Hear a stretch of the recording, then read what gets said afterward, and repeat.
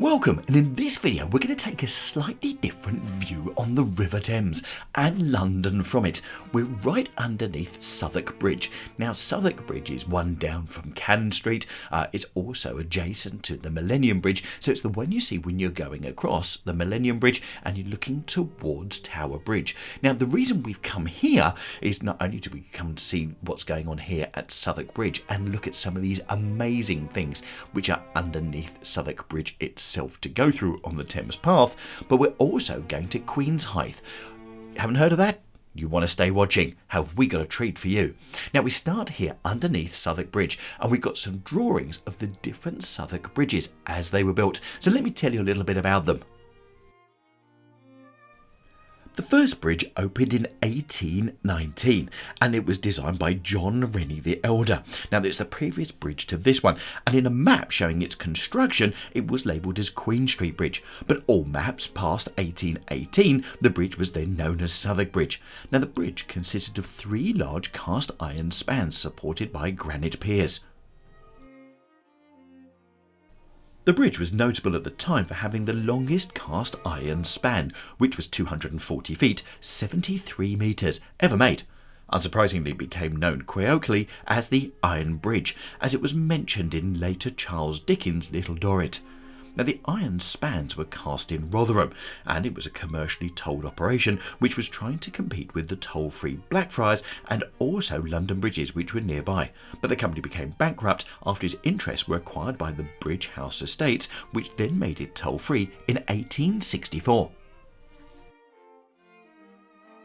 There's a couple of bits I really want to point out. One are these amazing sketches on the tiles as you go underneath Southwark Bridge, and just look at the state of them. Not a bit of graffiti anywhere and some great views. And how about this? The panoramic view from 1851 and yep, St Paul's Cathedral as it looks today back in 1851 in this sketch. And then as you look round, you've got various towers and steeples which are now hidden by some of the skyscrapers of the City of London, but it gives you an amazing view. And there you go, that's the old Southwark Bridge at the top there with the three spans, and the new one down below, and I'll tell you more about that in just a couple of seconds.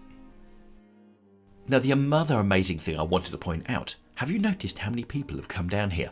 Not a single person. So we're in Southwark Bridge, which is in one of the busiest parts of the River Thames, just going into the city, and there's no one else. Why? Because we're on the northern side of the Thames and everyone else tends to stick to the south bank. So here goes the first recommendation. Whatever you do, if you're walking the Thames path, definitely keep to the northern side if you're trying to avoid people. There you go. How about that for a tip? So as you can see here, this is the old bridge, but the new bridge was built and opened on the 6th of June 1921. Now halfway along the bridge on the western side of it is a plaque which is inscribed rebuilt by the Bridge House Estates Committee of the Corporation of London between 1913 and 1921. Opened for traffic by their Majesties King George V and Queen Mary, 6th of June 1921. Now in this sketch from 1616 you've got St Paul's Church. So you're thinking, where's that? Well, of course it was burnt down in 1666 and along came Sir Christopher Wren and built St Paul's Cathedral. So this is what the original church looked like. And what's absolutely incredible is just look at this view you would have got from the South Bank looking across from Southwark. So the bridge itself provides access to Upper Thames Street on the north bank, and also on the south bank it takes you to the other side, which is near the Tate Modern, the Clink Prison Museum and also the Globe Theatre. So that's roughly where you are in London, and of course you've got the Financial Times and the Ofcom buildings over there as well. Now onto the other side for our final one, and you're looking here at St Paul's Cathedral because of course this is from 1710. So by that time it had been done and it had been completed, plus you've got all of the various spires.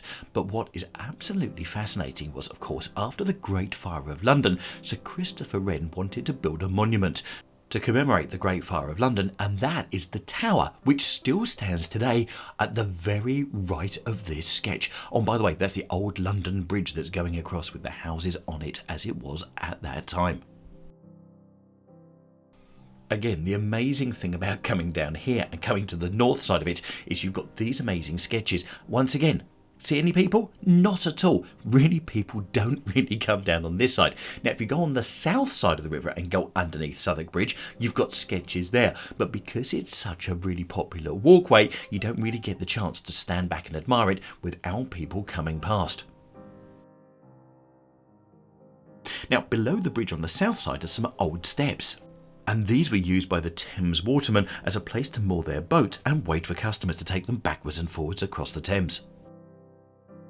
Now, also over there, you've got the ferryman's seat, which they reckon dates back from that time as well, where they used to sit and wait. And we've got that in a previous video, so I'm going to put a link to that in the top right-hand corner so you can see exactly where you mean. And believe you me, if you went walking over there, you probably wouldn't find it because it's stuck in the side of a restaurant now.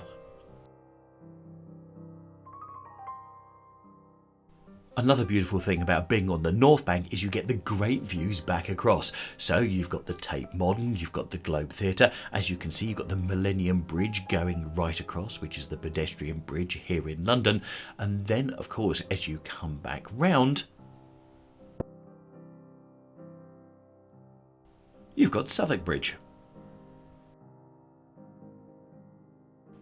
So you literally walk for about 1 more minute along the Thames path towards the Millennium Bridge and you come to here. Now, when you come here, you think, okay, it's a little side street, it's cobbled, it's got this lovely sign, but what it doesn't actually tell you is what the name means, Queenhithe. It means the Queen's Dock. Wharf, and it's the only surviving Anglo-Saxon dock, not only in London but in the whole world. So here you are at a piece of history, and here also you've got this 30-metre long timeline on the wall of Queenhithe Dock. Now, before the Anglo-Saxon times, they actually believe it may well have been a Roman dock.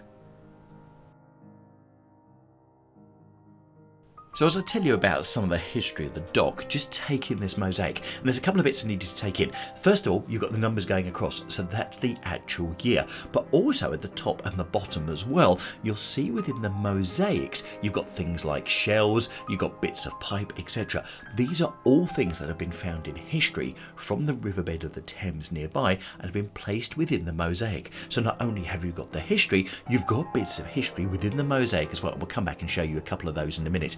But it's one of those things you just need to look at time and time again just to take some of the things in. Right, let's tell you about this area. So we know Queenhithe as a dock actually existed during the period when the Wessex king, Alfred the Great, re-established the city of London, which was around 886 AD. Now it only became Queenhithe, spelled as sort of Queenhithe with a Y and a THE, when Matilda, the wife of King Henry I, was granted duties on goods that were landed there. And as if by magic, there's Queen Matilda in the mosaic. It's almost as if this is planned. Right, let's tell you more about here. Now the dock itself, or this inlet, still remains today, but it's fallen out of use as it was heavily silted up because of course the Thames being tidal. Now the harbour was used for importing corn into London and continued to be in use up until the 20th century, and also used by the fur and tanning trades. Now being upstream of London Bridge, however, it meant that large seagoing sailing ships could no longer safely reach the dock from the sea. King Charles II landed at Queenhithe during the Great Fire of London in September 1666 to view the extent of the destruction and assist in the firefighting. The whole area around here, because of its history, was designated a Scheduled Ancient Monument in 1973, and of course being the only surviving inlet on the modern city's waterfront, its walls were re-strengthened as part of London's flood defences. Now the area was bombed during the Blitz and it destroyed approximately 3/4 of the area's buildings, and the only listed buildings here are some Burnet Paul's Wharf Church and the tower of the former St Mary Somerset Church, which are all just around the corner from here. Now the mosaic's incredible, but just look at some of this fine pottery which has been found on the bed of the River Thames, which has been placed up there. By the way, the QR code is so you can actually get more information. No, it wasn't found at the bottom of the Thames. Cool, can you imagine how advanced would people have been in those times? But you can just see some of the incredible things here. And this is another one of those pieces of London history that so many people walk by. Oh, by the way, that is an old pipe, and people are still finding those from years gone by, when the tide goes out and they're doing mudlarking, but you do have to have a license to do it, so don't go off and do it, but you can walk down on there, providing it's safe to do so. But as I said, you can look at the top, look at the bottom, and you've got relics from the bed of the Thames, which is just wow. Still blows my mind thinking about it. And it's really funny because so many people walk past here, have no idea that mosaic is there, telling the history of this, well, little beach area. London's history is absolutely incredible, and I think the reason why people don't know much about this area here on the North Bank is because they're concentrated over there on the South Bank, going past the Tate Modern, Shakespeare's Globe Theatre on Bankside, which is quite understandable.